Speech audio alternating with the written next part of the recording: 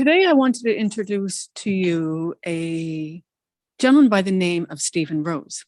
And Stephen Rose, I know him to be a medium and a clairvoyant and a healer. And he's based out of the UK, and he brings a lot of very interesting aspects to his work, and it brings many, many years of working with spirit. He has that knowledge to be able to share. And so it's with great pleasure that I introduce today to you Mr. Stephen Rose.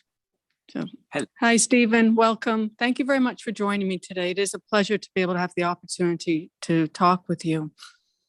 Yeah, thanks for having me. Stephen, oh, lovely. Thank you. Stephen, as I introduced you as a medium and a clairvoyant, yes, I wanted to just give you the opportunity to tell me a little bit more, tell everyone else a little bit more about yourself and how you do sort of define yourself as a medium or how you work from. I want to understand a little bit more about you and the work that you do. Okay. Well, I refer to myself as a clairvoyant medium healer because I always do a reading or work a reading from a healing perspective. That's really important. It's always about lifting somebody's vibration, healing them, helping them to be in a better place from when they started. So whether it's just doing psychic stuff and spirit are stepping in, healing's always a part of it. So I always want to incorporate that so people understand that that's what they're to expect. If that puts them off, if somebody's coming to a reading and they're not liking the idea of healing, then I know they're not going to be in the right place for a reading with me, because I will be talking about stuff that helps them to let go of bits and move forward. So if they're not ready for that, then it's not going to work. I see. Okay. So, and this also helps you understand potentially where an individual may be at in terms of their journey when they come to see you, if they are maybe open for healing or open for the whole experience of really being worked on by spirit then. Yes, I mean, I'm always working. I always see it that I'm working with a team. I'm a small cog in a large wheel. I'm making it happen by having the intent of making a reading happen, but there's spirit involved. And I basically start by just reading people's chakras. So and I'm drawn. My key sense is clairsentience, which I think comes from being a healer. It's the heart chakra. But I will just pick up on, and I'm drawn straight to the chakras that are most troubled. And then I'm into those chakras, find out what's going on, like heart chakra to do with love, or throat chakra to do with communication. But there's depth of understanding. You deepen. It's like deep diving into a pool when you go into a chakra, and the deeper you go, the more you go to sort of things that are further back in their past. Things at the surface is what's going on now, and you go in deeper, and you can go right back to childhood or beyond. So when you're reading someone's chakras, when you're having someone in front of you and you're reading them and you're working with spirit, and you mentioned being a cog in the wheel, are spirit guiding you throughout this process when you're doing it? Yes, if I'm in the right place, if I lifted my vibration to the right place, then I'm working with my guides. So they're telling me, they give me a sense of the information comes in it's linear because we're working in, we're obviously constrained by time. So I'm feeling things in time. I will get the information just as it's right to get it. I'm picking up on the thoughts of the person in front of me. I do try and ignore that. I focus on the chakras. And then as I'm working, say for instance, I'm working with a throat chakra. If somebody had, for example, they've been inspired by their father and their father's in spirit, communication wise, then I'm most likely to feel that spirit, like the spirit of their dad, come in on the throat chakra, because that's how they connected in life, in the throat chakra. So they'll come in and connect in that way. So spirit are around and trying to reconnect in the same way they did in life.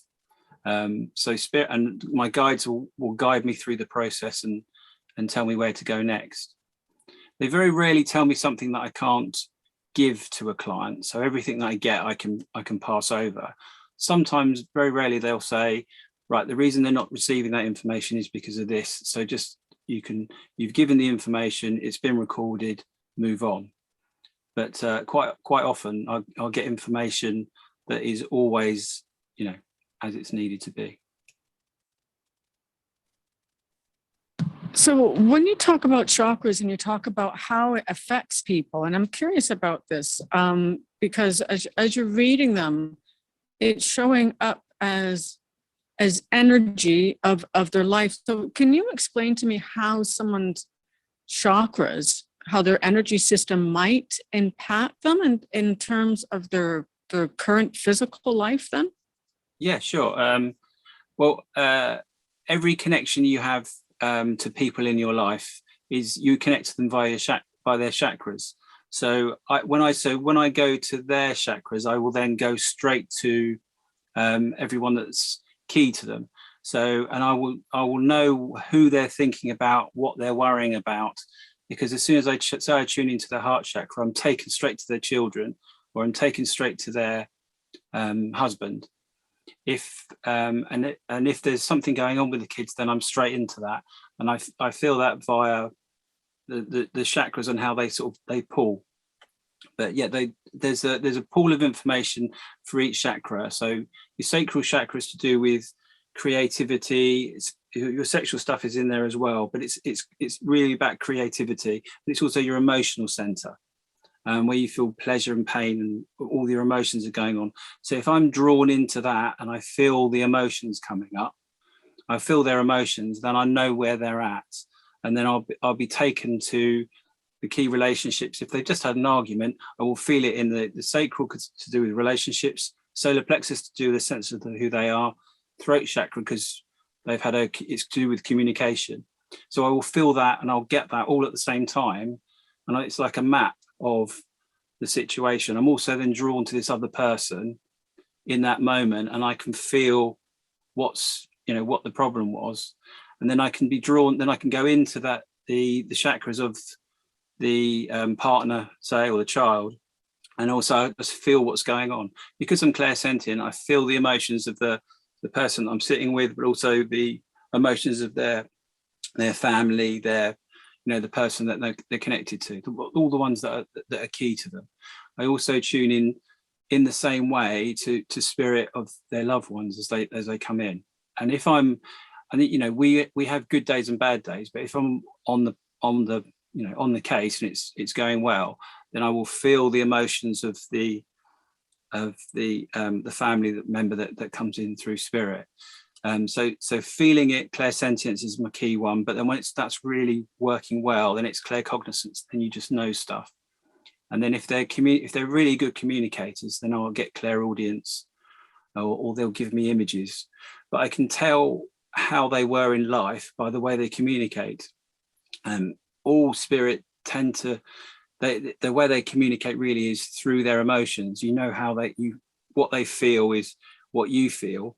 So if you're dealing with somebody that really wants to connect but that struggled to communicate their emotions, then I'll feel that, because when they give me the messages, it will come through in a way that's a bit judgery, a bit. I'll feel it in my throat chakra as I'm speaking. I'll begin to stutter or pause because I can feel their inability to. They want to communicate their emotions, but it's not their way. But as they get used to the process, then they connect with a flow, a release. All spirit that have moved on, and once they're in a really good place, they love connecting. It's quite interesting as well. Your clients who really got no experience of this make assumptions. One had I think it was her gran. She was Catholic, so she just assumed she wouldn't want to come through. And it's particularly when it's family or friends that have been skeptical in life. They're the best ones when they come through. They're making jokes and they're pushing to see how it works. But the person sitting in front, and I will tell them, because I can feel it from the spirit. I'll tell the client that he didn't believe in this in life. So because the excitement of the spirit, like I'm coming through, you know, and they swear quite often as well. Actually, just recently, I went to see, I went to see a client. She'd booked a sort of psychic party, but it was 3 members of the same family. 5 weeks beforehand. By the time I got there, a key member of a first cousin to one of the people had passed away, and that was the spirit that came through only 3 weeks before. And he was skeptical. And just as I was driving, they're just arriving at the gates. It was quite a big house. He just came in to my energy field, and he just gave me a burst of information. And I was told that the person I was going to read for was quite skeptical. Well, I didn't think he was. He was quite open-minded. And the guy that had passed, he was just so excited to get this information through. And so when I sat down with the client, I said, I had this person come through, and I was tentatively asking because it was so strong, the feeling that I had. I thought, well, if this is right, then this is really good. And then it was right. So all the information I had in a burst in the car was correct. And then it just flowed. He was giving messages to his 3 children, messages to his wife, messages to his estranged sister. The guy that I was sitting in front of with his first cousin, and they were best friends like brothers. And when his wife had booked the reading, he was sort of like, I'll do it, but I'm not sure. By the time the reading happened, he had a reason to speak to me, like a real proper reason. And he was absolutely blown away. I'm going back to do some healing, teach some healing with the wife in the near future. It's lovely. So Stephen, you talk about your guides. Help me understand more about your guides and how you work with them. Have you always been able to connect with them? Have you always been able to communicate with spirit? Well, when I first, I was aware of spirit from when I was a child. So I had an experience with a healing spirit when I was about 7. I saw my grandmother, my dad's mum, just after she died when I was about 3.5. So yeah, there was a guy that there was a ghost of a security watchman guy that used to go around the old house that we lived in, and me and my brother, my twin brother, we were both aware of him when we were about 7. So so yes, but not working like I do now. Yeah, I think my dad used to be. My mum was very open. She was into her mum was a spiritualist, so she loved it. But my dad wasn't so open. Yeah, on my 7th birthday, I had a bad cold. But when I was a kid, if I had a bad cold, then spirit, I seemed to be more aware of spirit. And I was aware of 2 spirit, a male and a female, chatting whilst I was in the back of the car. I was telling my parents, and my mum was like, "Oh, tell me what they said." And my dad was very irritated by that. but yeah, so lots of cases when that happened, but I sort of didn't talk about it. I did sort of talk about it to my mum. She couldn't get enough of it, and to my brother. My mum had lots of books and magazines all on that sort of theme, so it was always something to read. But I never thought I'd be a medium or a clairvoyant at the time. It was just something I did. I was aware of spirit, also aware of energies. When I was about 7, and this is key for healing actually, I used to put my hands under the pillow, and then I'd be aware of the feeling of the material on the palms of my hand, on the back of my hand. Okay, so I could feel that, and I would then move my energy out of my body into the pillow and into the bed. I know that sounds weird, but I used to just do that without thinking when I was about 7. And it was a sort of feeling of moving my energy. Now when I'm doing healing, I'm doing that now, but I'm working on somebody's energy, and I feel where I'm. I see. So now I'm always moving. No, that's good. That's good, Stephen. I just want to ask that you've always been able to manipulate energy then, or always been able to have an awareness of energy. Yeah, but I didn't know what it was. I mean, I didn't know what I was doing. I was just going to sleep, and that used to help me go to sleep. It's only on reflection, when I started working properly, I thought, oh, this feels like when I used to, and then, it makes you realize what you were doing. I also had experiences of picking up on the chakras and not knowing what they were. My mum she hadn't read up on chakras then.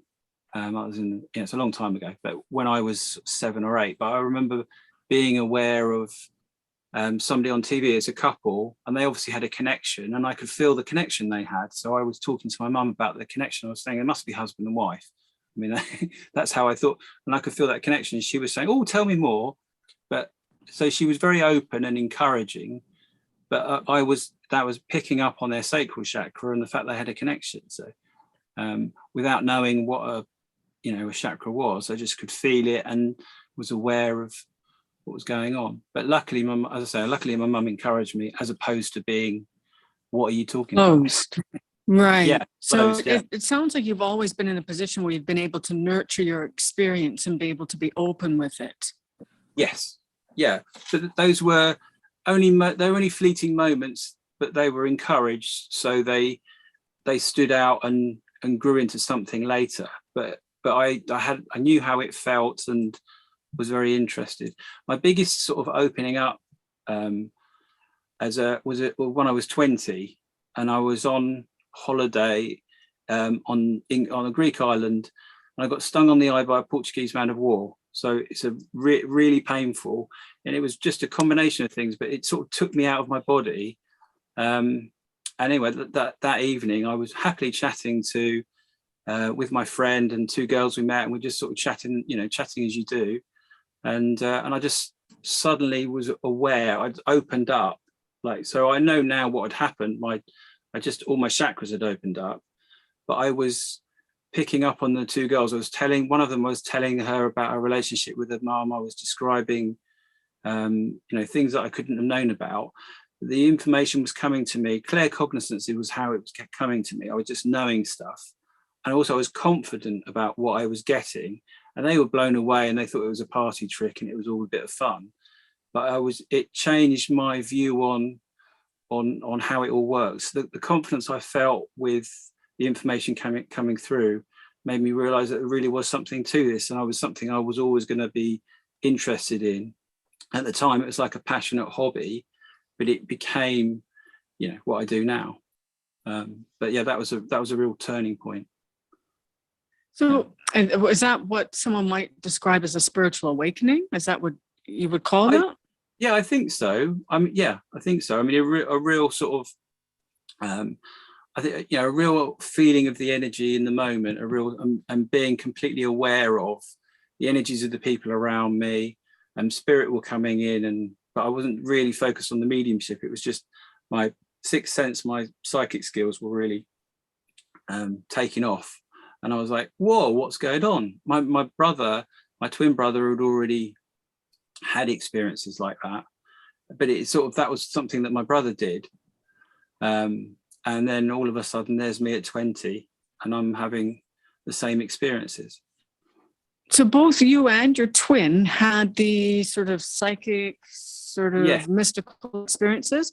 So yeah, when you say it like that, do you feel that abilities do they run in families, or do you attribute something to the fact that you and your twin had these experiences?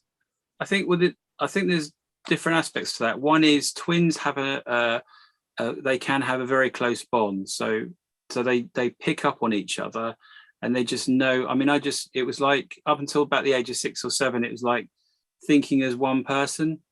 Didn't need to ask him questions. I could just feel what was going on. I could just feel his energy. I would know if he was worried about something. I would just feel it. So when I was at school, it was a boys' school, but I was just expecting to tune in and pick up on everyone else in the same way. I just thought that would be how it would be. And then when I would be speaking to somebody and know that there was something up, they were upset, or I could feel what was going on. When they didn't tell me, because obviously they're private, it's their business. When they didn't talk to me about it, I find that quite confusing. Why aren't they talking about, why are they presenting this image that's not actually real? Because with my brother, it was just like a flow of, I know what's going on with him.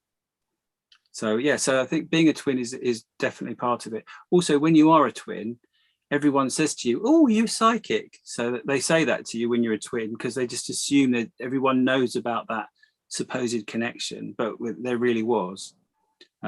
So yeah, that does make a big difference. I think, yeah, so for me, that was it really, just having that connection with him. And I wanted that same, I just expected the same connection with everyone else. So you thought everyone had that kind of psychic connection, emotional connection. Yes, and I expected to perceive and pick up on and understand people as well as I did my brother. Why wouldn't I? Because I didn't know any different. And obviously some people are closed off, some people are in a different place. So I could read people to varying and different degrees of success at that age, but I didn't realize what I was doing. I just, you're just 7 and you're doing your thing. You don't realize you're picking up on people. So you've always picked up, you've always picked up on energy and had that awareness. That's, and do you feel that it was because of the nurturing that you had that you're able to maintain that? I think that helps, but I spend a lot of my time talking to clients that do exactly that. I think everyone, I've gone through the different skill sets. Each chakra that you work with has a different perspective on things, a different viewpoint. But if you tune in through your heart chakra, then you will feel what everyone feels. If you're more in your throat chakra, then it's clairaudience. But there's different skill sets. There's different psychic skills from each chakra. I think everyone has that ability. I sit down with clients quite often, and some of them, when they're burnt out, it's usually because they pick up on everyone else's stuff. If you're clairsentient and you don't know you're clairsentient, if you feel what everyone else feels, that's really tough if no one's explained to you what's going on. And most people do, obviously you've got different people with different abilities with that, but there's so many people I speak to who are empathic, they're empaths, they're clairsentient, and they're picking everyone else's stuff up, and by the end of the day they're burnt out, they're frazzled, or they're a key person that they've seen during the day has strung them out because they've picked up on all their stuff. And then if you're dealing with people that pull on your energy on purpose, added into that mix, then that and there's so many people like that, male and female, that are picking up on stuff. So so part of what I'm doing is doing the healing and getting them to balance, to ground, to let everyone else's stuff go, and to get some equilibrium, so they can feel what it feels like to meditate and to be in a place of calm. And that combination of that's what I'm trying to do for people. And obviously that's why they come back for more healing or for another reading, because they want to get a different perspective on things. It opens things up for them. They begin to understand how they're connecting to their life, how it can be better, how they can let go of stress. So that's the healing, is that they learn to manage their own sensitivity, they learn to manage their own energy, and understand everything a lot better. I can see how that would be very healing. So it sounds like a lot of people actually are walking around being very, very sensitive, having experiences, and just don't realize it. Yeah, I think that's quite common. And because we don't realize that you're actually picking up on people's feelings, because of course the general status quo is people don't believe that's possible. So people are dealing with the sensitivity that they have, but they have got no way of talking about it.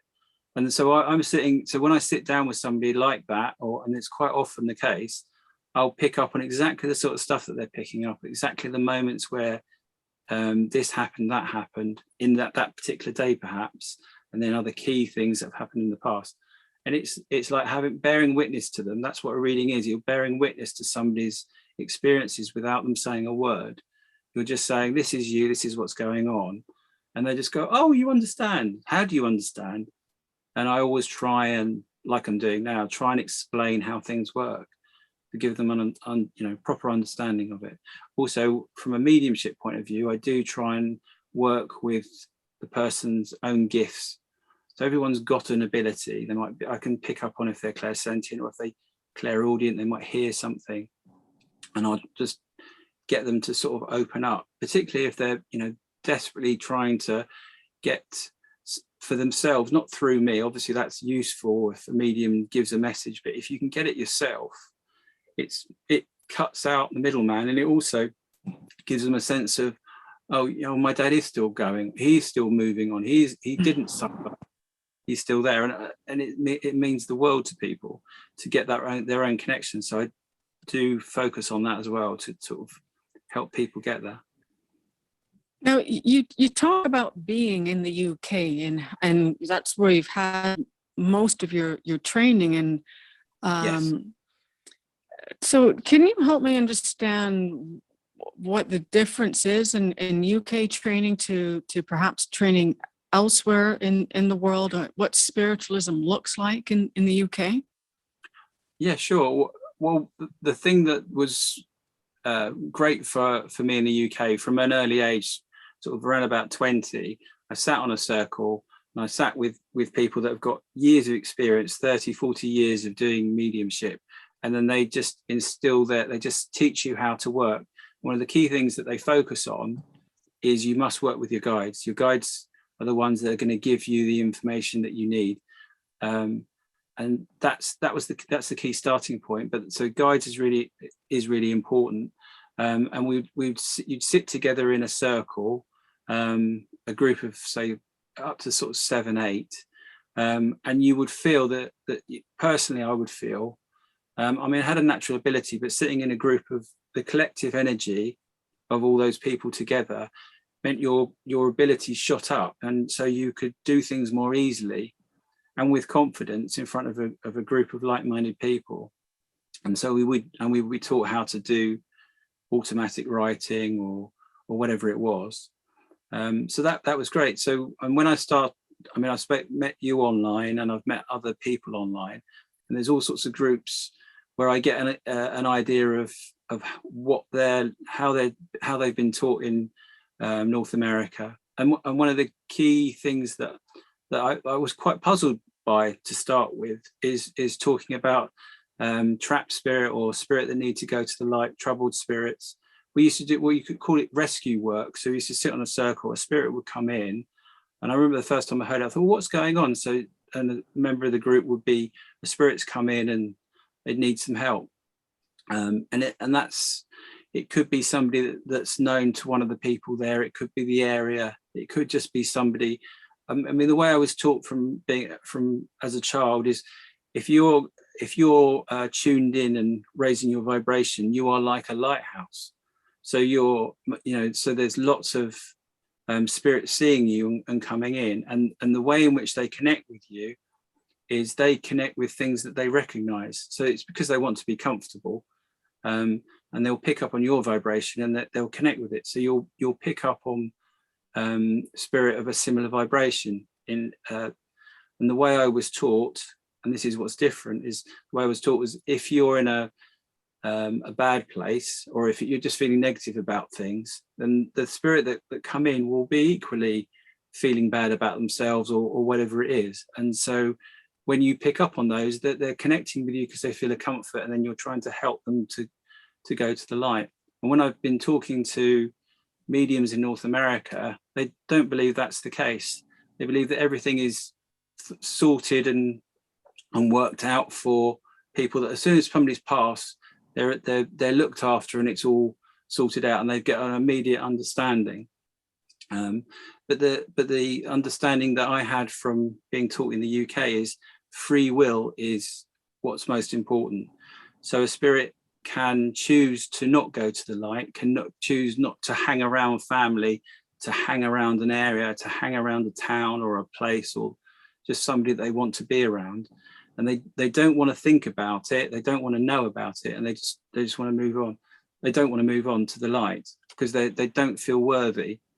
And that's been my experience when I've helped spirit. But what appears to be the case in North America is they just don't believe that a spirit would need help.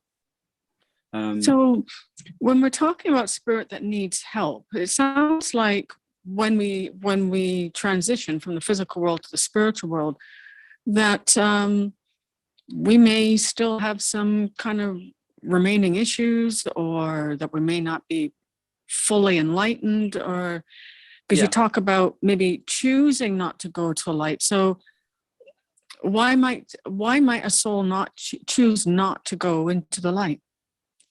There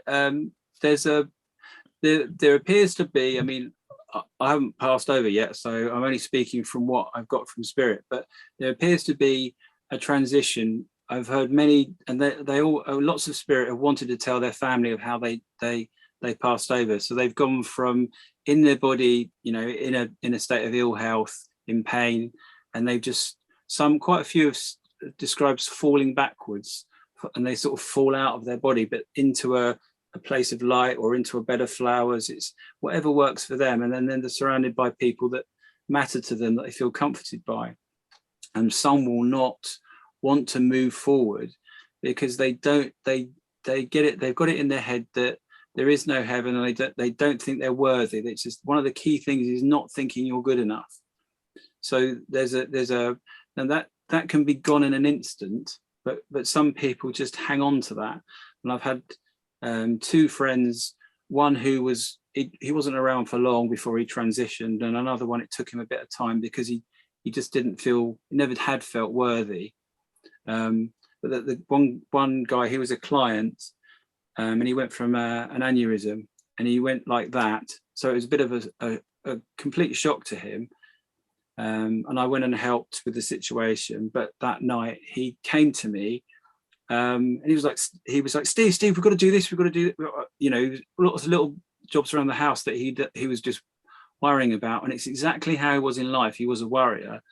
But when he came into my energy field, I felt all his worry. So I woke up with a feeling what he felt, and I basically told him to back off, and then tried to help him. And then so that carried on for a couple of nights, and I was helping him, talking to him about going to the light, trying to help him to go. But at the point that he had the service, they had the service for him, was the point that he went. He transitioned. That's quite common. It's, you have the choice, but there's a difference in how they connect. So that when they connect and they're still earthbound, they still feel the way they did to somebody that if you've lost a family member, and you think if they connect to you, you will feel grief as they connect to you, because you were reminded of what you're missing, because they're no longer physically connected to you. When they've transitioned, they connect to you in a different way. They come down through your upper chakras and don't make you miss what you lost, because they're connecting to you in a new way. And that's the big difference. That's how I've been taught, and that's what I've learned as a healer. Yeah, and it's a part of a complicated understanding. Well, one of the keys, the thing I learned on a lady called Teresa Doherty, it's in Hastings. She's passed now. She did all of her circles in trance, but she was really, I'm trying to get hold of them actually, but she used to teach the philosophy of spiritualism, which was really, that was completely up my street. So I love that. So I've had teachers like that, with all the depth of understanding and all the sort of complexities to it. They've given me that. So when I hear a more simplified version from, I mean, everyone's different, but your understanding and your beliefs will completely inform how you connect to spirit. So it will always revolve around how you think and what's going on for you. You won't get stuff that's outside your frame of reference until you're open. I see. So when we're talking about someone that's passed and that perhaps feels that they weren't worthy, or maybe they're not ready to move on, they feel that they've had unfinished business, and so they haven't really quite moved on into the light, even though they're no longer in their physical body. Would you describe it as being earthbound? Yeah, I think it's there's a couple of books that I read from the early days of the Spiritualist Association, One was written by I think he was a vicar, sort of a father, and he was off going through the different levels of heaven, as he called it. But basically, there's the astral level, and then there's progressively higher vibrational levels, and he'd be the planes. Yeah, planes, exactly. And so when he was in the lower planes, he'd just find people that were lost and confused, and other stuff. But he would be talking to them and helping them move up. Now that was what the background of understanding that my teachers came from. So there's a lot of depth to it, and it was quite logical. But it also made sense, because when I'd opened up, my guides had given me. I didn't believe anything. I wasn't skeptical and shut down. I was just like, I don't understand why there's levels to spirit. I don't understand why somebody's more evolved than another. And they showed me that it's just to do with vibrational levels. So it's just higher vibration, just lighter, and they rise to the surface. And they're standing up with a better view of things is the best way of saying it. They've just got a better view. They're higher up the mountain, and they've got a longer view. So we continue to grow. We continue to evolve even after we've passed from the physical plane. And when you talk about helping a soul heal, assisting them because maybe they haven't quite moved on. Yeah. What does that look like? It's a spirit that's frightened to go to the light will be comfortable with somebody that's still alive, because it's something that they remember. It's on where they're just above us on that astral plane, so they trust us, so they've got a reassurance that, oh, this is a living person. So when you're lifting your vibration and moving through the stuff that they're dealing with, just saying, oh, don't worry about that, and lifting your vibration in a healing way, they can come with you and lift up. But I've sat with, and I've seen so many different, I've had different experiences of it, but all the circles I've sat on where they've released people to the light, it happens in all sorts of different ways. I did have a friend who had passed, and he was actually brought through in a reading by a North American medium, and so I was delighted for him to come through. I always knew he'd been troubled in life. He partied hard, never went to sleep. So, you imagine he was doing everything, but and that's how he passed quite early on, as he was 51. But when he came through to me afterwards, because he made this connection through this very good medium, and then he was asking if it was okay to talk to me, and I said yes. And then he got upset because I'd forgotten.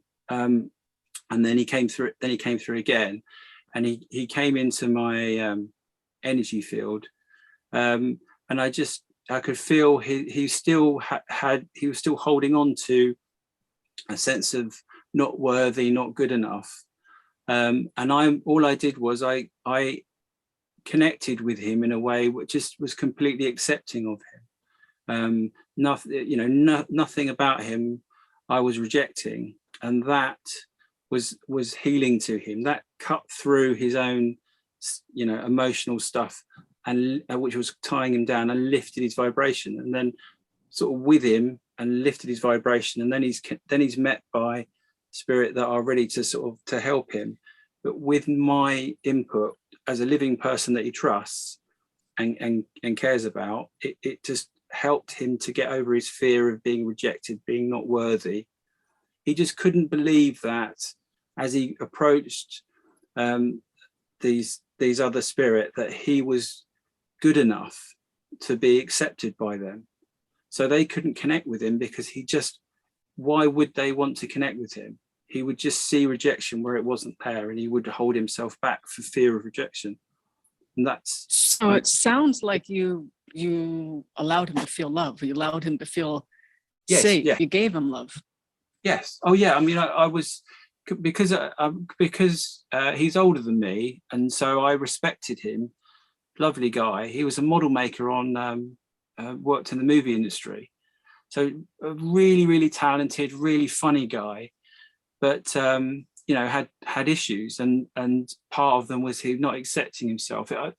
He had struggled with his own sexuality, which I didn't know about until after he died. So this was a big part of this. And so I was just saying to him, I still love you just as, you know, as I did. It doesn't make any difference to me. So in my, you know, in my meditation, I'm just giving him a hug and just saying, it doesn't matter. And that was enough to lift him up. You know, being accepted unconditionally gave him that, you know, but I genuinely meant it. Of course I did, but that helped to lift him out of this sort of circle of self-hate that he'd always been in. And so yeah, it's the same sort of psychological things that we know about in life can carry on, but very easily. He was a sort of person, and I have to say this, he had a very strong will. So it takes a person with strong will and a messed up view to hold themselves down. I think that's definitely the case. So lots of people will just, you know, spirit come to meet them, somebody that they love, father, mother, uncle, anyone that's shown them love, and will lift them out of that place, and they've gone, they transition. But it takes a real pig-headed, strong-willed person to stay on, and Andy was like that. So yeah, so it was lovely to be a part of that, and to help him. Yeah, it sounds like for sure it would be very beautiful to be able to help someone, and I feel that that's probably where a lot of misunderstanding comes from, is that we may still have some of the attributes that we've had in life, like you're talking about, the feeling unworthy, that if we have this healing that needs to still occur, or unresolved emotions or issues. So it sounds like a medium is able to allow that to facilitate that happening in some instances then.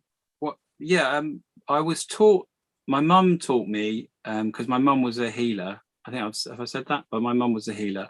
So she was, there was a very well-known spiritual healer called Harry Edwards, died in 1976. But he used to write, he got tens of thousands of letters, and he was do distant healing. Very powerful healer. He healed in the Albert Hall in front of thousands. I've got people coming up on the stage. Anyway, my nan used to go and see him to have healing, because she really she loved spiritualism, and spiritual healer. One time he said to her, my nan, your daughter's a healer. So my nan came home and said to my mum that she was going to do some healing. I think my mum was 8. So from then on, my mum was doing healing. So I grew up with, actually that did put a lot of pressure on my mum, but my nan was like that. but I grew up with my mum doing healing, and I thought all mums did healing, and that did really influence my sort of view of things. She was more a healer than a medium or a clairvoyant, although she was those things as well, but just not very confident in her mediumship.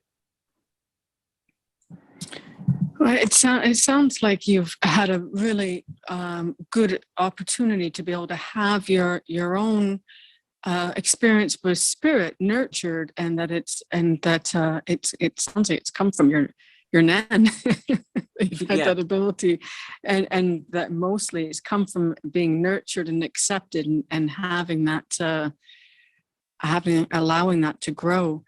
Tell me, Stephen, if someone wanted to come to you for healing, or someone wanted to come to you for a reading, where might someone be able to find you? How can someone get a hold of you? Well, probably the easiest way is look up my name, Stephen P. Rose. So Stephen with a PH, P. Rose as in the flower. Medium clairvoyant healer. If you put that into Google, you'll find me. I think that's the easiest way. And then you can go to my website, or you can go through my Facebook, and book something up, message me. Yeah, It's that simple. So I know, Stephen, you're also in a crystal room. You've got a room full of crystals there. Yeah. Tell me a little bit about crystals and what you feel is significant about crystals. Why do you have a room full of crystals? Well, I've got lots of my late mother's crystals. So I grew up with her going, oh, hold this, see what you think. And I would sort of tell her what I thought. But I didn't really investigate, didn't really get into it. I was always had them around, played with them. It was a couple of years ago, and meeting my now partner, and she was really into them. So we just got into it more and more. And I thought, we were actually buying so many, we thought we could probably sell some.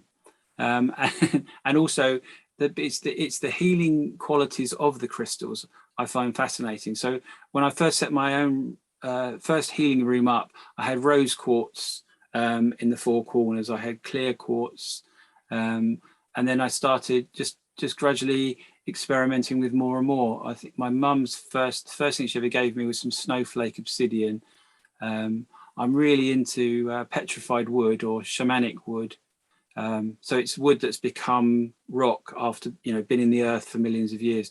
It's so grounding. It's so good for you. If you're, as an example, that's just something that's just so good for you. If you're finding yourself in your head worrying about stuff, if you're not grounded, then get some of that and it will really ground you. Same thing, hematite works the same way. But that's how I work, and having it around, having it available to give to clients. Particularly, I've got quite a few clients, and I'm sure you're the same, that have had relationship breakups. So being able to, I did it for quite a while now. I just have loads of rose quartz tumbles, so I'll be able to give those to clients, and they keep them in their pocket and they'll hold on to them, particularly when they're struggling with situations or missing someone. But rose quartz is fantastic for heart healing, as I'm sure you know. But I think there's one crystal that is probably one of the most powerful. It's called moldavite, which is a tektite. It came from a meteor hitting where the Czechoslovakia or the Czech Republic is 400 million years ago, and it created all this debris, which was like green glass. It looks like kryptonite, but that's for lots of people that don't really get crystals, don't really feel much from them. Moldavite is one of those ones. It's like it's been dialed up. And it really affects the third eye and crown. And you really know that you're holding on to it. So for lots of people, that's their first crystal that really sort of awakens them up to the power of crystals. So yeah, I mean, so that's why it's just another thing that you can help people with, So if someone were having an issue with their energy on a day-to-day basis, if you were to give one recommendation as to what crystal someone maybe might be of benefit, what would you recommend? Well, funny enough, I felt like I was guided to say this, but smoky quartz. Smoky quartz is a really lovely. It's got a really lovely energy to it. My mum had loads of it, so I was intrigued as to why. I've done a lot of healing with all sorts of different crystals to see how they work. Loads of people love amethyst. Amethyst is a lovely healing, lifts your vibration. But I'm mentioning more than one, aren't I? So, but yeah, smoky quartz. I would say smoky quartz is one to look into for anyone. Okay, I'm not actually familiar with the smoky quartz, so I'm going to look into that. Okay. But I do love my rose quartz. I love my rose quartz and my amethyst. So it's interesting. We could probably go on and on about the different energies of crystals, but I'm going to look into the smoky quartz now. So thank you. Okay. Stephen, I really enjoyed talking to you today and learning about your experience. And in particular, I find it really very helpful, very interesting to be able to learn more about what can occur to someone when they transition from the physical world and what exactly is rescue mediumship. So that's been really very helpful to listen to you talk about.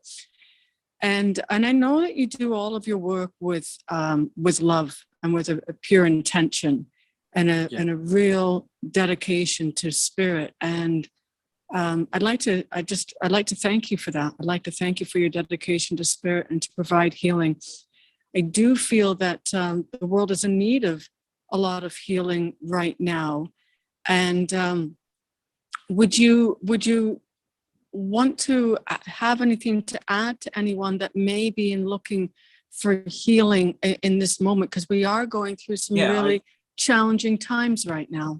Yeah, I think, I mean, doing what I do and tuning in and raising my vibration, I still have, you know, downtime. I have moments where I'm stressed and where I'm selling a house at the moment. I've got a new baby, all sorts of things going on. So it's easy to get tied down. So it's just taking some time for yourself and taking time to meditate and knowing that it is all the stress, all the worry, it's an illusion. It's not, you choose what you react to, you choose what you're dealing with. You can't choose anything else. You just choose how you deal with and react to what life throws at you. So you're in control of that. No one else can do that for you, but you can control that. And once you get into that and take some time to relax, get some balance, get some equilibrium, then you see things differently. And so quickly, however bad your day is, the sun will come up in the morning, birds will be tweeting in the morning. And you may well feel differently. And it's in that moment, take some time for yourself and just enjoy the peace. And you can get back to that place. And I'm just saying, I'm speaking from experience. Of course, I get stressed too, but you can get back there, get back to a place of peace, however bad it seems. Oh, those words hit home to me. So I thank you for, and I thank you for speaking that from spirit and for giving that guidance. And absolutely, that was very meaningful. And I'm sure that other people are going to really resonate with that guidance too. So once again, Stephen, I'd like to thank you for joining me today and having this discussion on mediumship and spirit and healing. Yeah.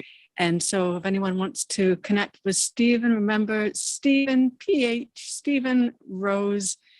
Yes, Stephen P. Rose. Stephen P. Rose. Yeah. And I thank you very much again, Stephen. Thank you, Lorraine. It's been a pleasure. Bye for now. Okay, bye.